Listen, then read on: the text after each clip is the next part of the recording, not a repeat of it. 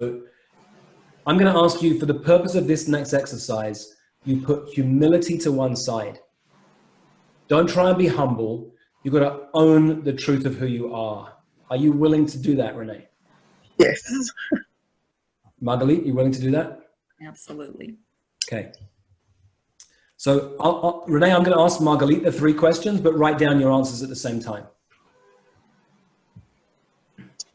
Margalit, what are your 3 biggest gifts? And by gifts, I mean particularly the mindsets of how you see the world.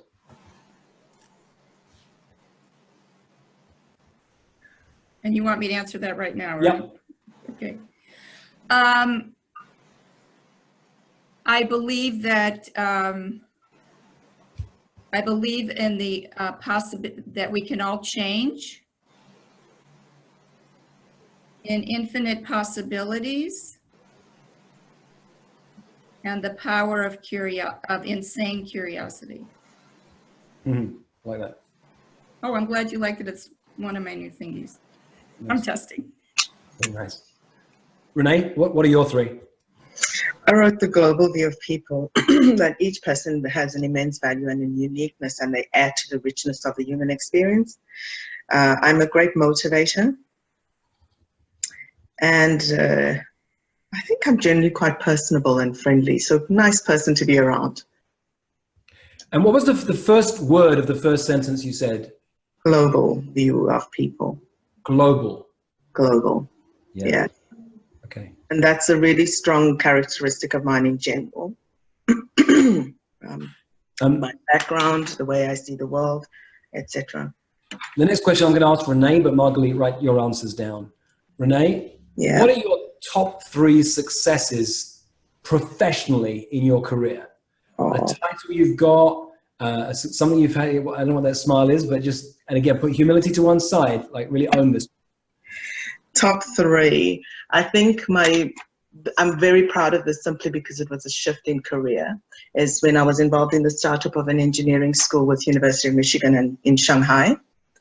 Then the second was the medical school, because I transitioned into, I just grew, everything I knew just came together in one place. Education, healthcare, the whole lot. Research, my research background, project management back, everything. So that's the second was the startup of the medical school. Professionally, my 3rd proudest thing is actually leaving full-time employment and jumping out of the boat and just jumping off a cliff. As doubtful as I am, as, you know, like I can get a little anxious thinking, have I made the right decision? I know deep down I really want to make a go of this. I want to live a different life now, for a different phase in my life. Tell me about the medical school. What does that mean? What did you do? What was your role? So I was part of the startup management team, and my role was to set the foundations for the students. So anything from policy, admissions, all the way through to how we're going to run the school and policies around the students, to setting up plans for the infrastructure. So what we're going to have in terms of facilities, etc., as well as input into some of the aspects of supporting, so welfare, progression, if they didn't progress, how we were going to do that. And I actually built, it's actually unique in the world, doesn't exist in any other medical school, a support structure uniquely based on the fact that we were in Asia, but it's borrowing from the Western tradition of medicine. And it's one of the core tenets that Imperial College still mentions to this day about, you know, the uniqueness of the medical school was the actual support structure that I developed. That's beautiful. I can feel your pride. And every time you talk about your past and your successes, your voice drops and you get grounded and present because it's just true, right? Mm. It's a lovely phrase. They say it's not boasting if it's true. Wow. Okay. So really, in some ways, the startup world is your world, but not the startup world of some kid in a basement starting a new next version of Facebook. This is the startup world of making something massive global impact in the world, like a medical school that blends the West and the East. There's a phrase that comes to me. I think it's the title of the book, so I'm not sure you could own this one, but the startup of you.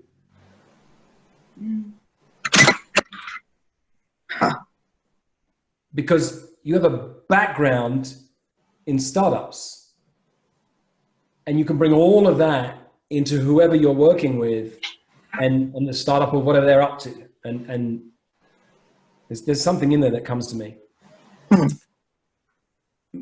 Let me transition to you, Margalit. 3 things you're proudest of.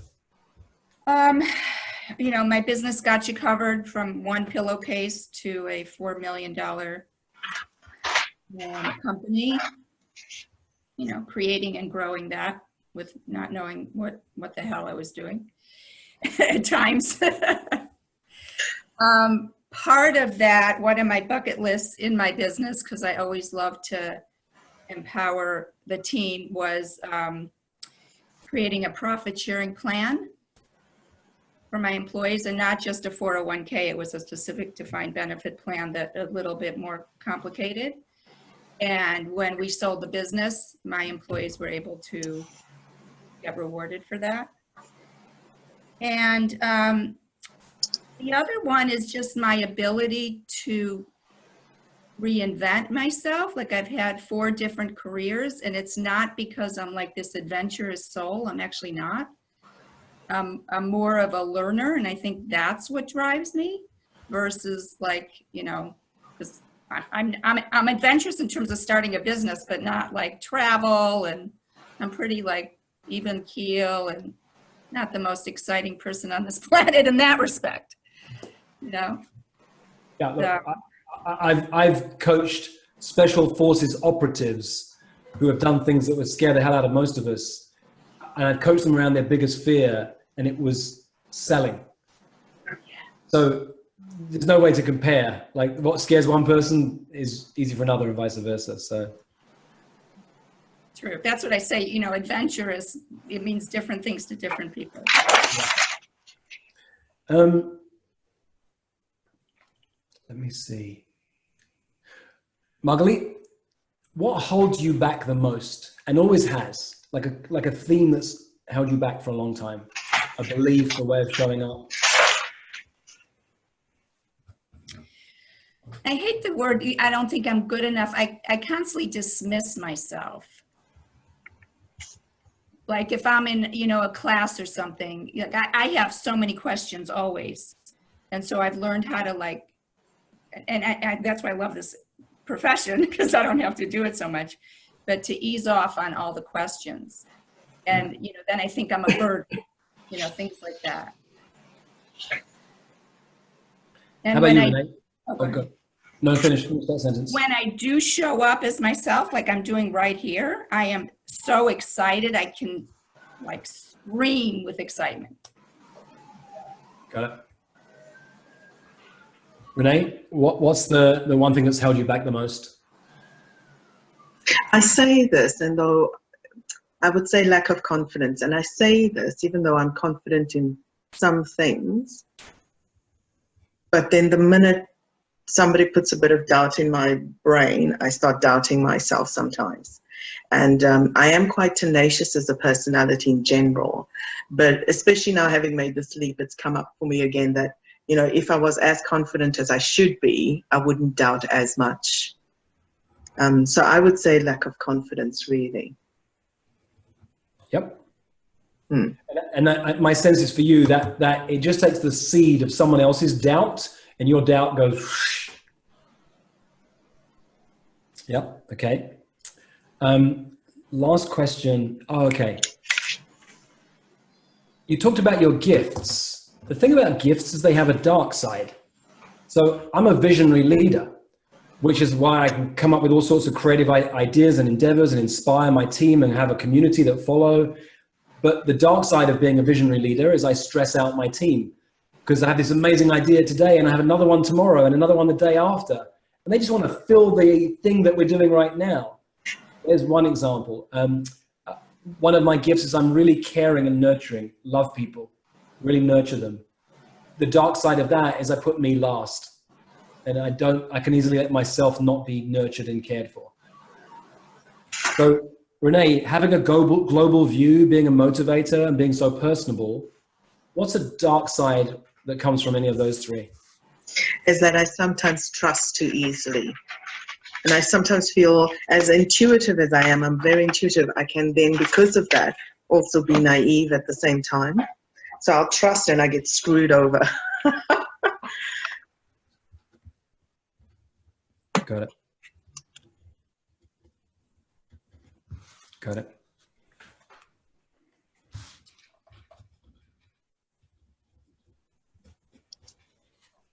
Okay. How about you, Margalit? This belief that we can all change, infinite possibilities, insane curiosity. What's the dark side of any of that? What I'm living now. There's so many options. You know, all these classes. I'm doing a ban on classes now. You know, what's the one? Curiosity. I always want to know more. It's like, you know, information transformation. I get, and Renee talked about this too, I get kind of paralyzed. Even I know why I'm what the situation is. It's like, well, what if I listen to one more? What if I do this? Or what about? Yep. Got it. I know that one. All right. I'm going to try and capture what I would put on a one-page website for you guys. You'll flesh it out, and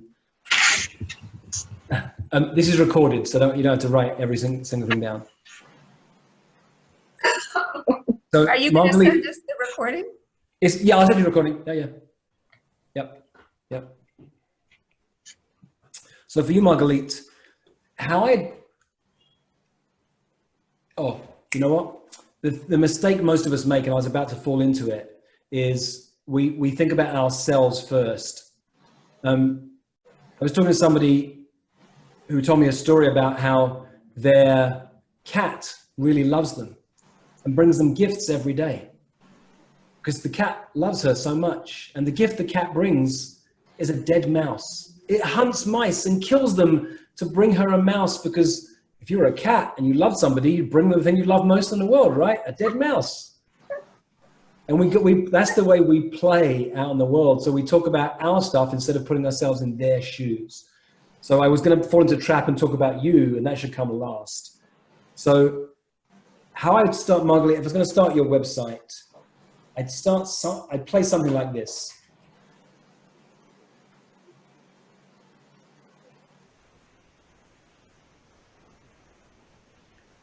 If you're reading this, you've probably been very successful in the past, even though most of the time you didn't think you knew what you were doing.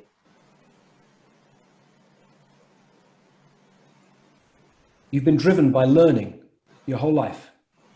You're adventurous, and sometimes not in the conventional ways. For example, you might be more adventurous in business than in going to travel to exotic locations. You're a questioner, and you're insanely curious. And the dark side of that is that you can often have so many options in front of you. You constantly want to know more, that you feel paralyzed. If this feels like you, read on. I am going to cry. Thought on. Am I allowed to use that exactly? Do I have to say? So I'm going to tell you a secret. It didn't come from me. I've never used those words in my life. It came from you. Okay, that's incredible. I can't even, like, oh my God. That's what I'm working on, like my lens, you know what I mean? I'm like, That's you. So I would start like that. And notice I'm talking about them. Of course, I'm talking about you, but I'd start with that. And wow. Then probably next, I would say something like this. What I do is what I believe. And what I believe is that we can all change. We live in a world of infinite possibilities. And what helps us to create an amazing life is being insanely curious. My name is Margalit. I got a track record of success in business. Eventually grew my business to over $4 million. When I sold it, I created a profit share that gave so much freedom and energy to my team members that it's one of my proudest things in my life. And I'm an expert at reinventing yourself. If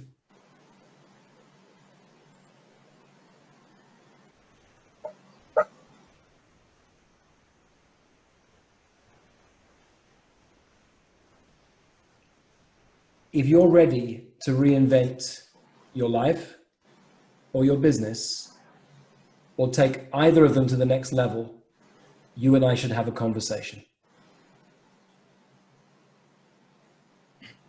Unbelievable. That's your website. It's good for me too. It's good for me too. Well, I haven't got to you yet. I'm coming to you. Amazing. Oh my God. All right, Renee, here's how I play for you. Something like this.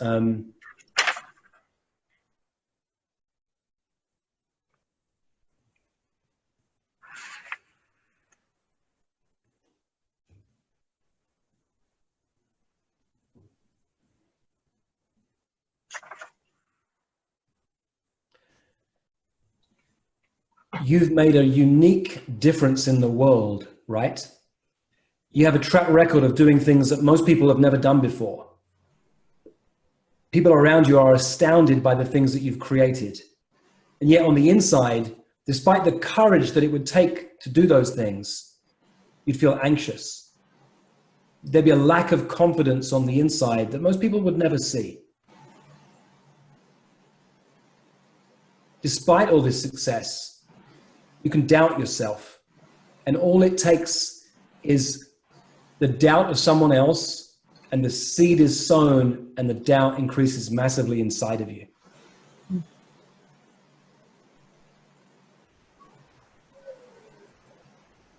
If this sounds familiar, read on. My name is Renee.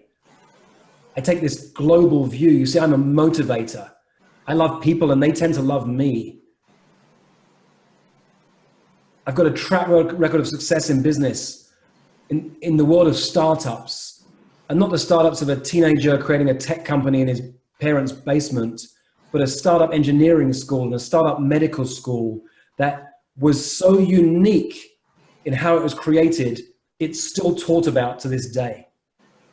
I've got a background in research and project management, understand learning, and I can geek out on policies and infrastructure. But underneath all of that, I love people and I understand people, because you can't make that kind of difference in the world if you don't understand people. And these days, I'm a coach to people like you.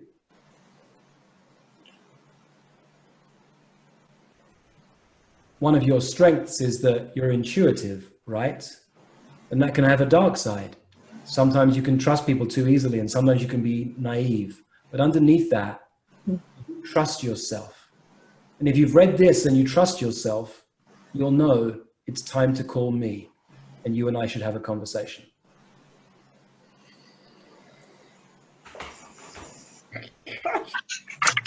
My job is done. Oh my God. That is amazing that you do that. Oh my God. It's like, wow, what a gift. Yeah. And you would work with a marketer and spend $20,000 to get a glossy website with nice images, and it's this what will get to them. And at some point you'll say this on camera because it'll flow and they'll be there too. But really, a one-page website stands out in this day and age. Less is more.